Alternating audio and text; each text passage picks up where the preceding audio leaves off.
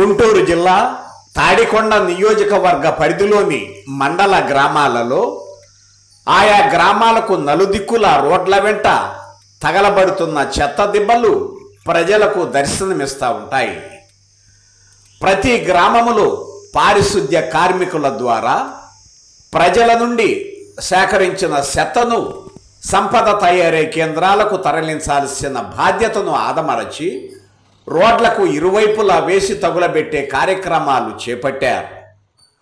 ప్రభుత్వాలు గ్రామాలను స్వచ్ఛాంధ్ర స్వర్ణాంధ్రగా మార్చాలనే దృఢ సంకల్పముతో లక్షల కోట్ల రూపాయలు వెచ్చించి సంపద తయారీ కేంద్రాలను గ్రామాన ఏర్పాటు చేశారు. పంచాయతీ సిబ్బంది ప్రజల నుండి సేకరించిన చెత్తను సంపద తయారీ కేంద్రాలకు తరలించి అక్కడ తడి చెత్త పొడి చెత్తను వేరు చేసి కంపోస్టు ఎరువులను తయారు చేసి దాని ద్వారా వచ్చే ఆదాయాన్ని గ్రామాల అభివృద్ధికి ఉపయోగించాలి అనేది ప్రభుత్వ లక్ష్యం.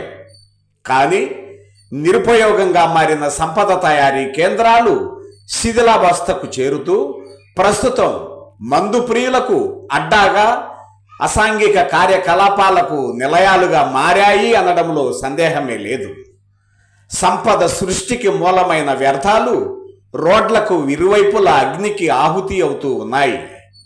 గ్రామ స్థాయి, మండల స్థాయి, జిల్లా స్థాయి అధికారుల నిర్లక్ష్యానికి నిదర్శనమే ఈ పరిస్థితికి కారణము అని ప్రజలు వాపోతున్నారు.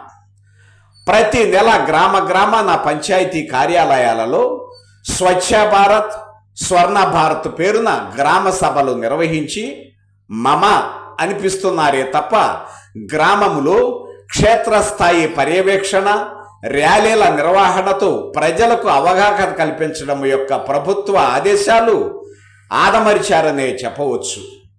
ప్రతి గ్రామం వెలుపల రోడ్ల వెంట దట్టంగా వ్యాపిస్తున్న పొగ వాహన శోధకులకు అభ్యంతరంగా ఉంటుందని, రోడ్ల వెంట దుర్వాసన గుబాలిస్తుంది అని ప్రజలు వాపోతున్నారు. స్వర్ణాంధ్ర స్వచ్ఛాంధ్ర బాధ్యత ఎవరిది? రోడ్ల వెంట తగలేస్తున్న చెత్త దిబ్బలకు బాధ్యులు ఎవరు? నిరుపయోగంగా మారిన డంపింగ్ యార్డుల పరిస్థితి ఏమిటి? సంపద తయారీ కేంద్రాల పరిస్థితి ఏమిటి అని ప్రజలు ప్రశ్నిస్తూ ఉన్నారు. సర్పంచుల పదవీ కాలం ముగిసిన వెంటనే ప్రభుత్వాలు గ్రామాన ప్రత్యేక అధికారులను నియమించారు. మరి వారైనా గ్రామాలలో క్షేత్రస్థాయి పర్యవేక్షణ చేసి ప్రజలకు ఇబ్బంది లేకుండా గ్రామాలను స్వచ్ఛాంధ్ర స్వర్ణాంధ్రగా మార్పునకు బాటలు వేస్తారని, ప్రభుత్వానికి మంచి పేరు తేవాలని గ్రామాలలోని ప్రజలు ఆశిస్తూ ఉన్నారు.